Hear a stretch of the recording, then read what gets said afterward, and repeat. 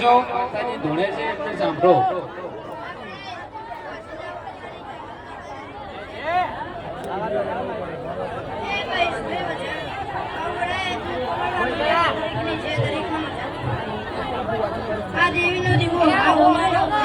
ભળવા દો બેનો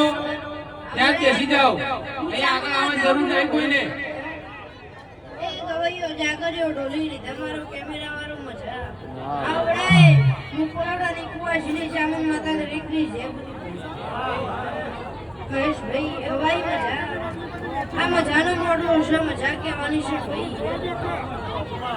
એટલે જે દેવીઓ કહે હોભળી ને